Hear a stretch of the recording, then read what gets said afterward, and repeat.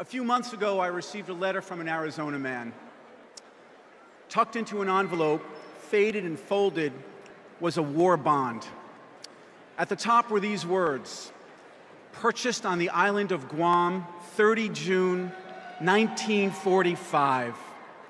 Nearly 70 years ago, while war raged across the globe, his father bought that bond. He placed his bet on America, and now his son donated it to elect a Democratic majority in the United States Congress. He knew what many Americans know today. The dream that war bond was intended to protect is at risk. Well, let me tell you something. House Democrats and President Obama will bet on America's middle class. We will protect that dream. That's the choice in this election. Remember who we fought for with a Democratic majority in the House and President Obama in the White House. At the start, we sent the president the Lilly Ledbetter Fair Pay Act because we believe a woman should be paid the same as a man for equal work. Paul Ryan and Republicans in Congress, they voted no. First responders at Ground Zero in my home state finally got the health care they deserve. Paul Ryan and 160 Republicans, they voted no.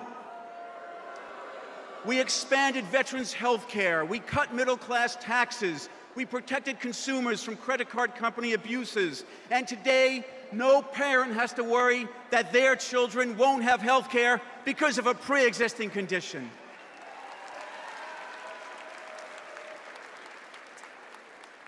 That's how you strengthen the middle class. And that's what the American people can expect from President Obama and a Democratic Congress. But that's not what America's getting from these Romney-Ryan Republicans. Instead of fighting for middle-class jobs here at home, they fought for tax breaks for big corporations sending jobs overseas. Instead of protecting consumers from health insurance abuses, they tried 33 times to repeal those protections, even as they kept congressional health care for themselves. Instead of reauthorizing the Violence Against Women Act, they tried to redefine rape. Instead of standing up for small businesses, they spent all of their time trying to shut down Planned Parenthood. And Mitt Romney, he sure liked what he saw. He picked the architect of this assault on the middle class to be his running mate. Paul Ryan wrote the budget that turns Medicare into voucher care and could charge seniors $6,400 more every year while funding tax breaks for millionaires. Here's their economic plan, ladies and gentlemen. If you're a millionaire, you win the lottery. If you're a senior, you lose your Medicare guarantee. They have had 2 years to put the middle class first. Time is up. Folks, we're not going to convince them. We're going to have to replace them. And let me tell you how we're going to do it. We're going to do it with Democratic candidates who are problem solvers.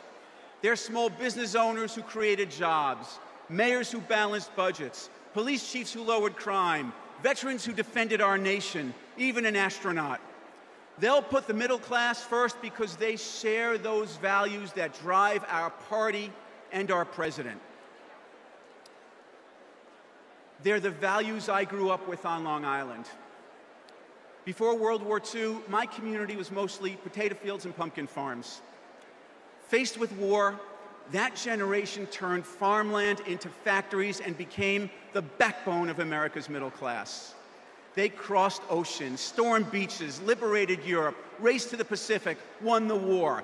And when they got home, they looked at the moon across the vast expanse of space and said, "We can go there too," and they went.